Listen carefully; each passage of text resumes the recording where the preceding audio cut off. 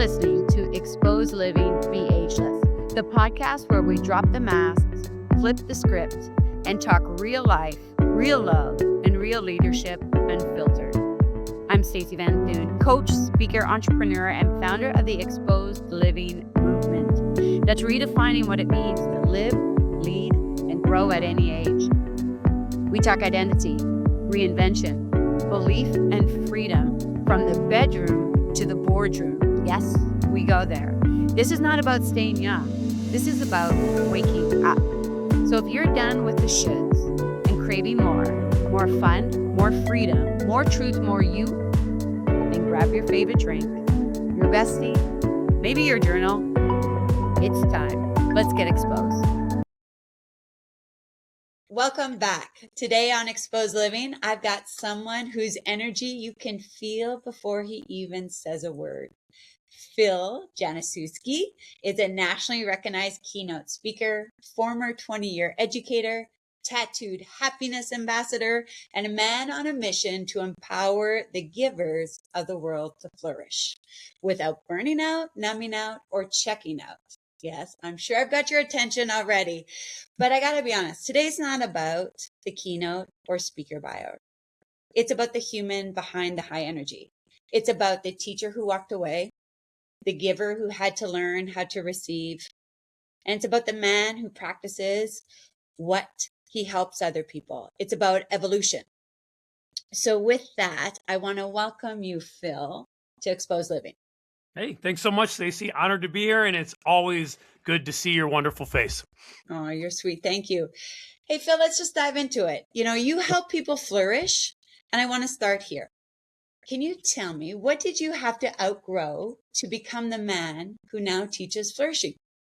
Yeah, it's so funny. I look back even as a youth, and I just always had this incredible amount of energy and a positive, optimistic outlook. So I think my DNA wise, 50%, I already was ahead of the game. I was lucky. My mom has a very sunny disposition, and I'm pretty extroverted and thrive around humans. So school and my environment I grew up in was a natural fit for me, 100%. And then I think becoming a professional, I started to notice that I became an energy outlier compared to a lot of people that I worked with. And that's because I have a great deal of energy, but also I started to figure out that the way I live my life, accidentally at first, was allowing me to thrive, so that the amazing humans I saw in the classroom every day teaching, a lot of times they were struggling and dragging in. And I think not just in education, but a lot of us as adults are dragging in. And the question is, like, what can we do to thrive? And I found out when I started digging into positive psychology that I just accidentally lived my life in a way that allowed me to thrive. So when I learned that, I felt like I had to share that with as many people as possible, because there's so many good humans we know, Stacey, and yet they're struggling, or they're just getting by, or they're looking for some gas in the tank. And if I can help them show up to life so that they can give even more to the world, but not get all jaded and cynical, then I think I've contributed to the world in the way I want to. So that's kind of where I'm at. But I've been lucky. I've been a pretty big outlier in the world of energy. And please, disclaimer, I'm negative. I can be very critical. I can be crabby. I can say things I regret. So I'm not saying I'm on this pedestal with a perfect life. I'm a human with tons of flaws. Talk to my family. But overall, I thrive and I'm resilient because of the way I live, and I really enjoy my life. I'm very lucky. So much to go into there. What would you say, like you mentioned when you went into happiness as a psychology, that there were things in there that you were doing already. Could you name a few of those things? Absolutely. Yeah, 100%. One of them is that humans thrive on structure because we feel like we're in control. So I've always been, as a professional, very organized. Even I think back to even in college, I was waking up early, going to the gym, going to my classes, going to work, doing my homework at a certain time, because I wanted to make time for the social parts of college as well. I wanted to build that in, but I wanted to check all those boxes. So I found through positive psych that humans who live that structure actually feel more in control, which allows us to lower our amount of maybe anxiety or stress because we feel like we're in control. Now, Stacey, we all know that we can't control the world. Majority of this world is out of our control. But if we can trick our brain a little bit to feel more in control, it actually makes a huge difference. And when we have structure, another thing I've learned in positive psych is that when we're time affluent, meaning if we're not poor with time, we're barely getting everything in. But if we can structure our life so that we feel like we have enough time for everything, then we also are allowed to thrive as well. And the way I do that is, again, through my daily structures and routines that I really enjoy diving into and living. So that's actually what I help adult givers do. It's like, hey, what do you love? And are you actually building that in every day? Not 17 hours, Stacey. We got jobs to do and obligations and families to raise. But what are those little hits, those little bumps that are going to get you through the day, that lift you up? And you have to build them in, or you're going to live an unsustainable life where you're constantly being depleted. You talked about control, and I think it's important. Is there a differentiation for you between control and discipline? Because I've Mm. always heard, discipline creates freedom. And I think a lot of us Gen X almost resist discipline because we think that it doesn't allow us the freedom. But it's interesting when you use the word control, because what comes through my mind more is around you were disciplined to stick to a schedule that Mm. allowed you to prioritize what it is that makes you happy. And you want to expand on that for me? Yeah, that's great. I think when you talk like that, I feel like they're very replaceable. Yeah. So yeah, when I focus on something that I love, I naturally have discipline towards it because I like goals and working towards that and chunking it up and taking steps daily towards it. And again, that's a little bit how I'm wired. Not everybody's wired that way, but absolutely the way I live my life on a daily schedule, it wasn't always a set schedule, but as I got older, as I figured out that certain things served me well, as I got more selfish with my time and started asking, is this serving me well or is this depleting me? And do I have the choice to get rid of it? I mean, we don't always have the choice to get rid of things that deplete us, but I started to build in and become more and more obsessed with building the life that serves me well. So that discipline almost became almost like an addiction because the more I thrived and the more structure I had, the more I could give to the world, the better I became as a teacher, the better I became as a communicator, as a friend. I felt like I got better at everything when I dove into my daily habits and routines. So good, and I like that you bring up time affluent as well. I Mhm. think there's this epidemic, let's call it, in the world today of almost seeing busy as a badge of honor. And so Yes. few people are busy with the things that they love. And I'm curious, in your work and the people that you work with, is it almost when you ask them, like, what do you love? Do they remember? Is it in their schedule? Yeah. What do you find? So yeah, it's something I like to challenge my audiences with is ask them what their ers are. So I'm a father, a speaker, a teacher, a creator, a lover, I'm a cooker, I'm a baker. So I asked them, what are your ers? And if you gotta dig back to 10 years ago because you've been that bad at it, because you're a giver and you support your family and your parents and your work, I'm like, I want you to dig back, but remind yourself of what those ers are. But I agree, many givers, and not just educators, but adult givers really struggle to remember. I don't even know what I love anymore. I don't even know what I enjoy. And that's when I try to help them get into their character strengths, where they start taking, some of those online surveys to figure out, like, what are the things that you align with that really fill you up? And let's slowly start building in those wins. You bring up the comment, and I see the visual right now filling you up. And I remember for the longest time, it was almost like you forgot to put on your own mask before you go to help somebody else. And That's right. one of the affirmations that I started to live by is I'm so happy and grateful now that I live from a state of overflow. Hmm. That if my cup's not full, I can't show up fully and completely.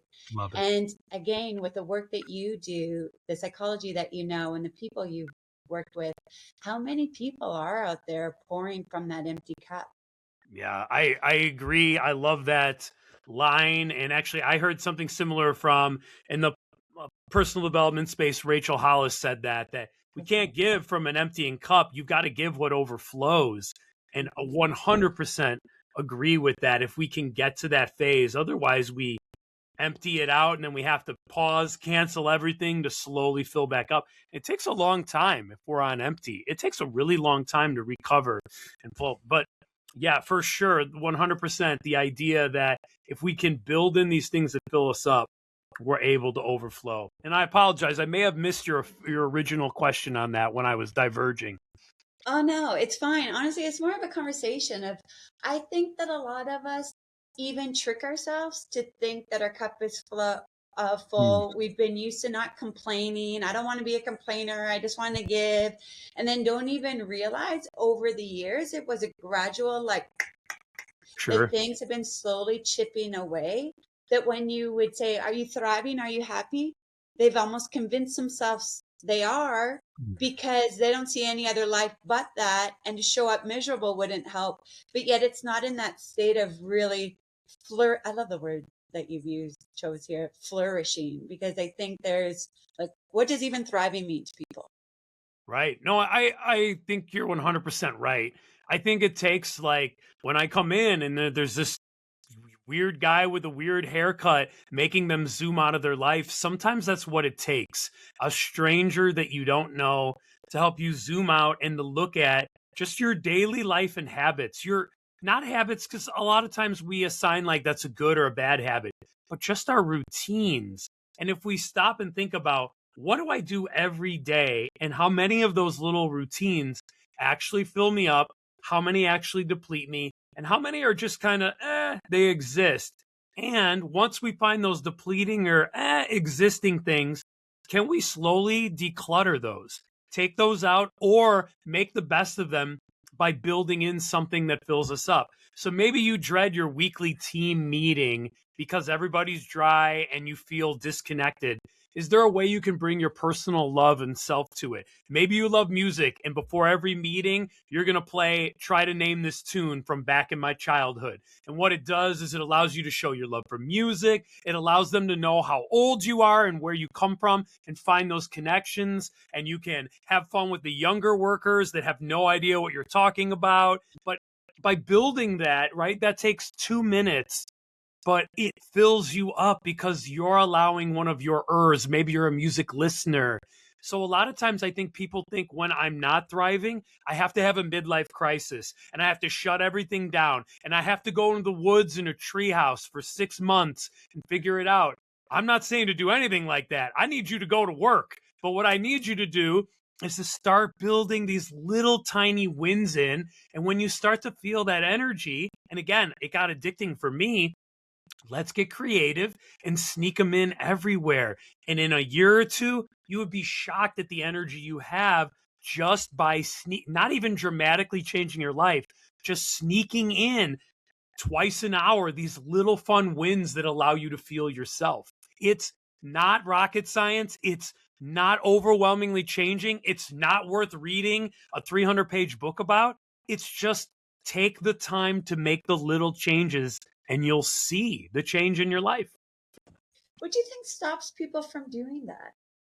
Yeah, I think everybody, not everybody, but I think a lot of people think it has to be harder than that, right? Like our Yeah. lives are complex. No, there's no answer. This is the burden that I have to bear alone. And it's like, well, let's just let go of all that. So much of that is out of our control. But the way we respond to the world is always in our control. And I'm not saying to ignore the tough stuff or to be toxically positive, but I am saying for things that you do that just kind of exist, how can you spice it up a little? And I think we all know the people in our lives that are like that can take a mundane thing. And as my friend Matt says, my youth co speaker, how do we make the mundane magnificent? How do we take a just whatever thing and let's put a little pizzazz into it? And everybody's got a different way of doing that. My extroverted loud way would probably have high energy in music, but there's amazing friends of mine that are introverted and stoic that could bring up like an amazing quote they know. There's so many ways we can give and be ourselves that not only energize us, but help other people out too. It can be this upward spiral of positive energy. And again, like you said, it doesn't have to be as profound as I think people want it to feel. I think we want to feel like we're so complex and important that it's not an easy fix. But a lot of times it's just taking the little tiny step and then another step. It's like being an entrepreneur or building anything. We're building our life. You don't stop playing guitar once you can play a couple good songs. You continue to work at it because you enjoy it. It's the same with us and our wellness and well-being. It's not something you reach and stop. It's something you continue to pour into your whole life to get better at it. Yeah. It's funny, right? How often we try to make things more difficult than they have to be, right? Whether that's finding your own happiness, success, formulas, but yet how much of that, I believe, has been past conditioning with us, thinking it can't be that easy, because if it's that easy, I'm smart. I would have figured it out by now. So I have to add these extra layers to it to make it more challenging for myself. It's so true. So true. We have to, yeah, we always think everything is so complex. And you're right. I don't know if that's just because we look around and see so many unhappy people and we think this must be difficult or what, or we're conditioned in the environment we find ourselves in. Everybody is miserable on Monday, so I guess I am too. I don't want to be an outlier and be annoying to people. We're social creatures and we mirror those around us. But what if we could start being that little higher energy level, happier mirror that could bring others along with us? And that's another part of positive psychology I love, is that when we have enough to be able to give to others, not only do they thrive more, but we thrive because of it too. There's nothing selfish with giving, but we selfishly feel good about it in a great way. It's a win-win. So when we can do that in our unique different ways, it can make a huge impact by doing so little. I love this. I have a question. Do you have the difference between, some people are like, well, I like the word happiness, but I also like the word joy or fulfillment. And they're starting to differentiate some of Yeah. these vocabulary that we use for different words. What's your take on that? Yeah, for sure. I mean, happiness is considered an emotion, right? So you can't feel happy all the time. It's impossible physically for your body. So when I look into all that, I used to use happiness kind of overarching everything. But really, I've learned now through all the books I've read in that, right, that happiness is emotion. That's why I like to use the word flourishing, because a human that's flourishing is not happy all the time. However, a flourishing human experiences joy or happiness often. They are resilient. So when things are tough, they're more likely to push forward or to at least try to make the situation as good as possible, even when we don't necessarily like it. So a flourishing human is also more likely to help others, to be patient, to be open-minded. So again, the idea of happiness, I think we think of that as a happy person.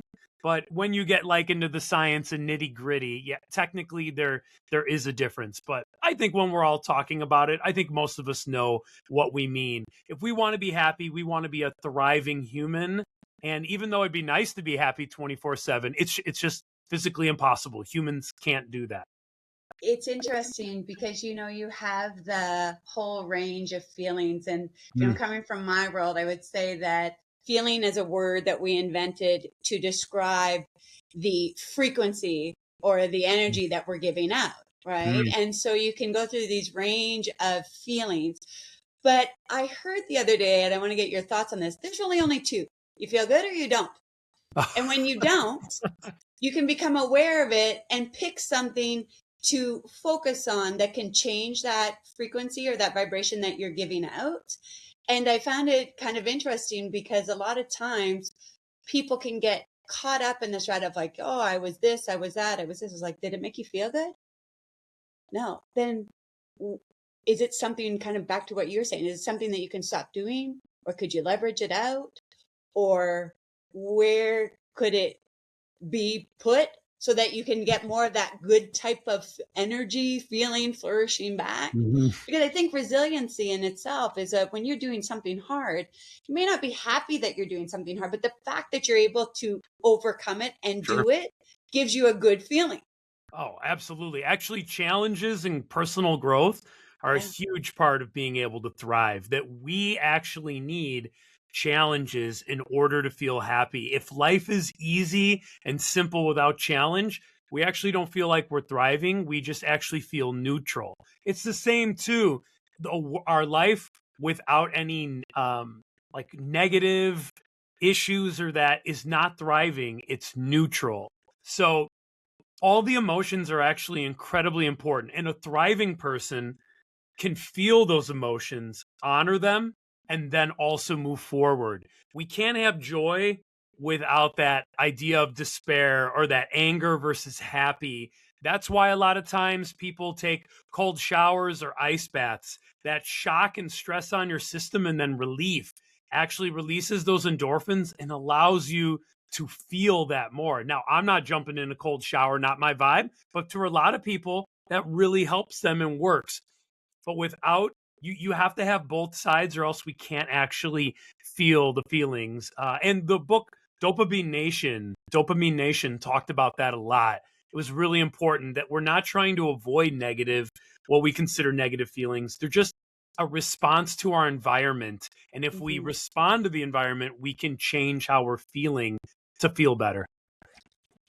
And speaking of environment, well, first of all, I get about that around the cold showers. I am one of those cold shower Okay. people.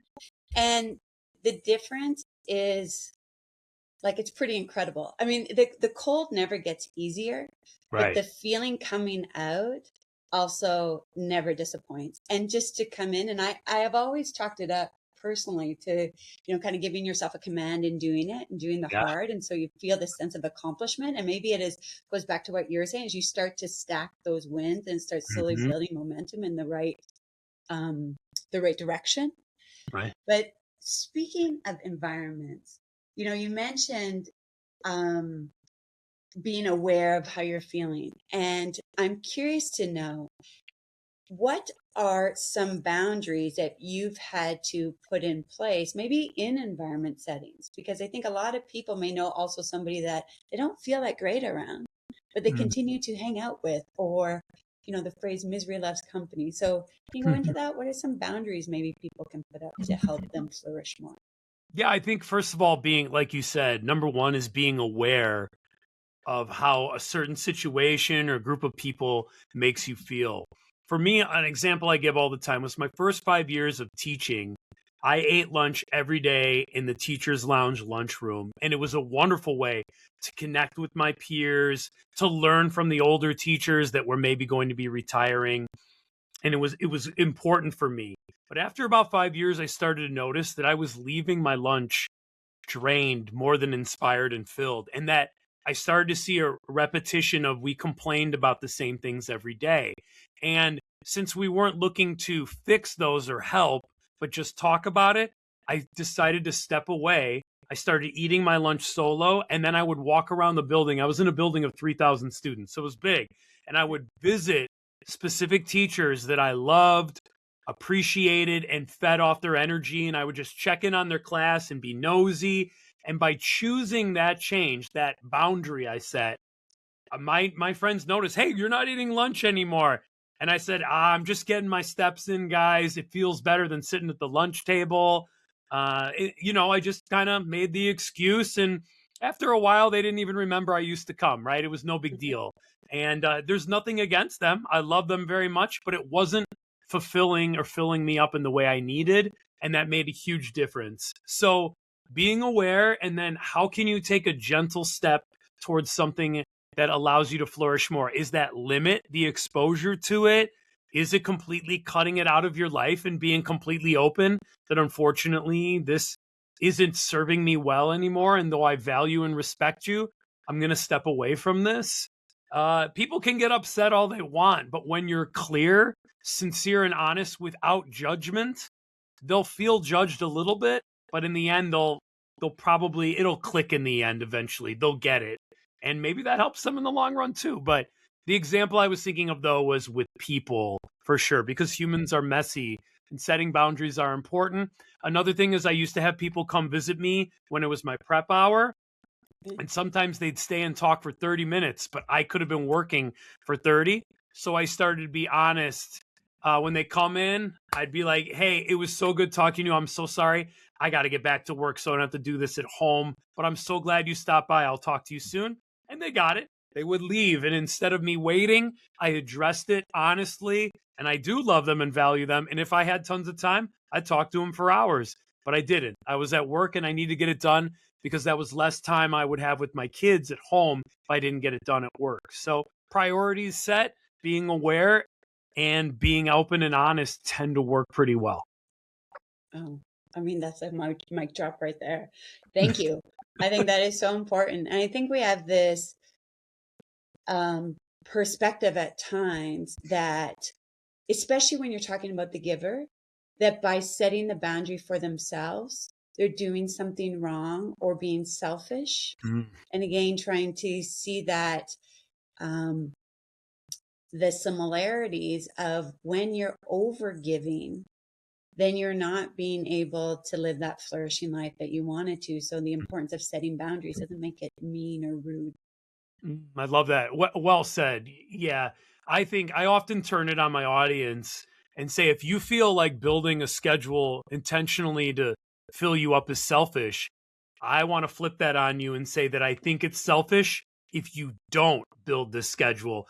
Because if people are counting on you, if a family, a significant other, a partner, your team at work is counting on you, then they want you to show up thriving. And if that means changing a few things so that you can kick a little bit more ass in life, then I think it's selfish of you not to do that, right? And no one wants to hear that because no one feels like changing. But a little tiny step, just like any other thing, often gets it working and flowing. When you were doing your cold showers, maybe you only did it a couple times in a week instead of every day, or maybe you did it once a month and dreaded it. But all of a sudden you're like, I could do it again. I could do a little more. And now you look forward to something that maybe was not particularly enjoyable in the beginning, right? We have to take the first step though. Oh. Hey, Phil, share with me your thoughts on this. How do we teach our kids flourishing then instead of burnout when a lot of us aren't modeling that? Yeah, I think being open and honest about our flaws is the number one way for them to learn what not to do. And being transparent with our kids can be scary because we want to seem like the heroes that have it all together. But I think when we can be honest and own our mistakes, I think it's a great way for them to learn. I've caught myself like checking emails on the phone when my kids are right in front of me and I could be connecting with them. And then I'll catch myself and I'll say it. I'm so sorry, guys. Like, look what I was doing. Like, I'm 42 and I'm getting sucked into this machine. This is why we set boundaries for you, but I need to set better boundaries too. And what it allows them to see is that, yes, I'm a flawed human. We're all hypocrites sometimes, but we can own it and always try to be better.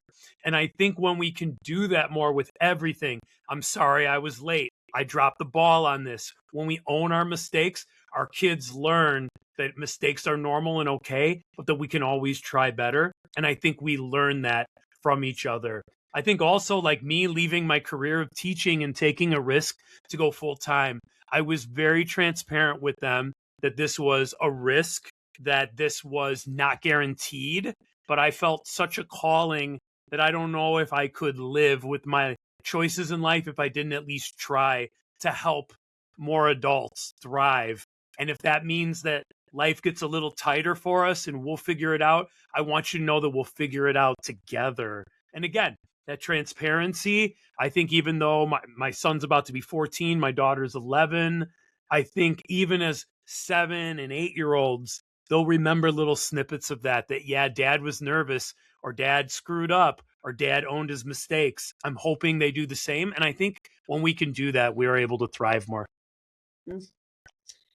You touch a heartstring on that for me with being a parent of two girls. So thank you for sharing that. And I'm curious when, if someone's listening to this, I mean, I know they're getting a ton of value out of it, but if they're feeling stuck themselves and maybe feeling more like functionally, like they're working, they're getting it done, but they still feel flat, Mhm. is the first move then to just look in and find out what it is that they love? Or how can we help people that may be feeling flat? Yeah, I think the number one way I always suggest is to figure out, what you love and sneak it in. However, if that's hard or feels selfish, another way I think is to get the ball rolling of flourishing Mm-hmm. is helping or giving to someone else. Mm. So if we don't want to focus on ourselves yet, and maybe we're not ready to do that and own it, when we give to others, it can shift our lives because it energizes us, it lifts them up, and it lifts up. And my goal would be then is if you gave to others, you would get enough energy and self-confidence and self-love to take a moment from that energy and say, you know what I'm gonna do? I'm gonna go for that long mountain bike ride. Or maybe I'm just gonna do a 10-minute ride after dinner and I'm gonna invite anyone from my family that wants to come with. But maybe it's just enough gas in the tank by helping others to pour back into yourself. So good. So, Phil, share with people listening today, what does flourishing look like for you for the remainder of this year and moving into, I mean, we're far from 2027, but I know that you've got some building momentum here. Yeah, thank you. Yeah, if I'm going to be flourishing this year, I'm going to be speaking to groups across the nation, pouring into them, which I'm grateful and lucky to be booking all year. I'm going to have core moments and memories made with my family, my wife and Mm. two children. I'm going to watch my kids grow and make mistakes and be right behind them, cheering them on and wiping off their scrapes right beside them. And if I'm flourishing, I'm going to make some kick ass meals and decorated cakes and enjoy being alive. Sweet stuff is what it's all about, helping others, helping your family, creating, learning, and growing. Oh, so typically on Exposed Living, we typically end with some like popcorn shotgun style questions. You ready for these? Okay. I'm Use ready. like I'm so hand up. ready. Okay. Talking from a 42-year-old. What is better, the 80s or the 90s when it comes to music? 90s, 100%. Share with me your number one pump up jam. Pump up. Oh, it's called Unsainted by Slipknot. Oh, yeah, I gotta write it down. Unsainted by Slipknot. And there's a great line, Stacy. It says, "I'm holding on to letting go." It's all about letting go. I love it. And it's violent and aggressive, which I love. You get to rewrite any what is it when people may think, what? This doesn't make sense. The happy guy is telling me he's violent and I wants to let go. It's like, hey, we carve our own paths sure here. do. It's a choice. Sure do. Um, a word we overused in high school. A word we overused in high school? Probably dude. At least it's not. So you see, there's not a lot of difference than from your 1411 just calling you bro. Have they gotten to Yeah. the like, hey, bro? There's no judgment. I like Pauly Shore, the way he talked and the way I talked. Like I can't judge them for their unique words. We did the same thing. What is one belief you had to let go to be the flourishing man you are today? One belief I had to let go. That I needed every important person in my life's approval to be able to move forward. Love that. And what's one habit then you swear by now that you do every day? One habit? Ooh, hug or kiss someone for a long time once a day. Is it true? Does the human psychology or the happiness psychology show that the more you hug, the better you feel? It does, especially if you give that person a little ass grab, I mean, assuming it's appropriate. Now everyone knows I get why Stacey loves this man on this show. We keep it unfiltered and real here because I think that this is the truth of where you're going the whole show is that if you can't be true and have fun and laugh at yourself, then it doesn't help to take the life so heavy. No, yeah, we gotta we got to find a way to be us. We got to control the tiger when we're at work because we need a job. But yeah, living more who you really are. I think you find the people who truly love you, and it's a beautiful thing to feel like you can be yourself in your own skin. It's a gift. People may find this surprising. I know I did. Are you a cooker or a baker? Both. Both. Okay. Well, what's your favorite thing to cook or bake? Ooh, I love making, like, my family giving me flavors for a cake, like, make a Girl Scout Thin Mint cookie or a cannoli cake. So I love baking cakes and figuring out the flavor profiles. And then for cooking, I love to be a MacGyver cook. I'm super frugal and cheap, so I love to open the fridge and pretend it's like one of those cutthroat kitchens where you're like, I'm gonna make a meal out of this stuff and it's gonna be delicious. I'm gonna save money. That's my favorite way to cook. I feel I'm going to see you on a TV show soon. What does living exposed mean to you, Phil? Ooh, I think living exposed means for me to live in a way that people know is real so that they can feel empowered to do the same. Mm. And if somebody wants more of you or would like to book you for speaking, how do they get a hold of you? Thank you for asking. If they can spell my last name, which is miserable, if they just Google search Phil Januszewski, you guys will find me on all socials and my website. And even if you don't want to book me and you just want to connect, I love meeting positive humans and helping them in any way I can. Sometimes we're just an introduction away from changing our life in some positive way. So reach out if you just want to talk even. I'll make sure that in case you're not sure of that spelling, it is at the bottom of the show notes. I thank you, Phil, for joining us today. I love it because you teach that flourishing isn't soft. It's disciplined. It's intentional. It's resilient. And it's earned. And for my fellow Gen Xers who are taught to grind, to push, to provide, this message matters. Thank you, Phil, for bringing your energy, for owning and real talk into this space, telling you this is what happens when people make a decision to do different. And I'm just grateful for everything that you shared today, Phil. Thank you so much. Thank you, Stacey. Honored to be here and always a pleasure to see you. Thank you. Until next time, friends, this is Exposed Living. Stay bold, stay happy, and flourish. That's it for today's episode of Exposed Living, Be Ageless. But this is just the beginning. If this episode made you feel something, share it. Tag me. Send it to a friend. Let's start the conversation we can be having all along. No shame, no guilt. Unfiltered, raw, real, exposed. And if you're ready to go deeper, join us inside the Exposed Living Facebook community, where we take this work off the podcast and into real life. Know this. Your change starts when your excuses die. Because this life, this one wild, ageless, unforgettable life is waiting on you. This is your time. This is your truth. This is Exposed Living.